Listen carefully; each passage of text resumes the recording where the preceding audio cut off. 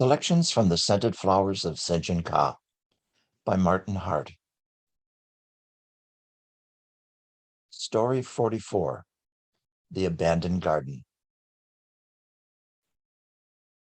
High in the celestial mountains, in a remote cave, sat the Great and Holy Sinjin-Ka deep in meditation.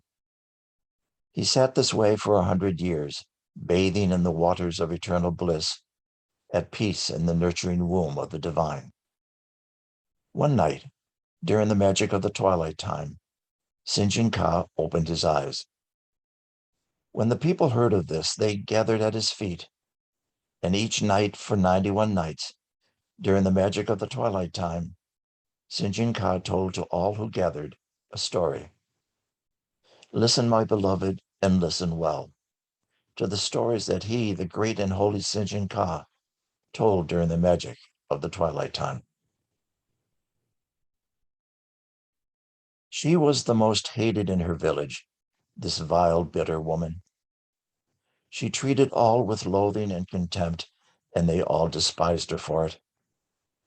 She shunned all conversation and avoided human contact, and lived alone in a ramshackle hut on the outskirts of the town.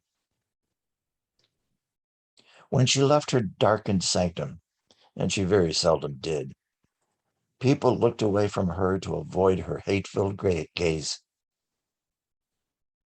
No one in the village spoke to her. She would never let them near. But when she spoke, and she seldom did, words spewed forth like acid, burning those close enough to hear.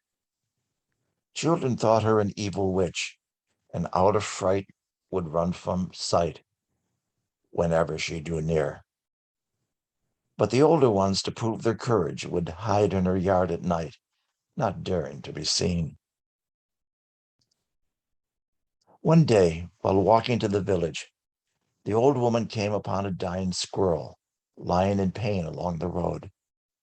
She sat down beside the suffering beast and placed it in her lap, then gently stroking the dying squirrel until it passed from life. She took the lifeless body and buried it behind her darkened home, in a place overgrown with weeds and vines. Her once beloved and long abandoned garden.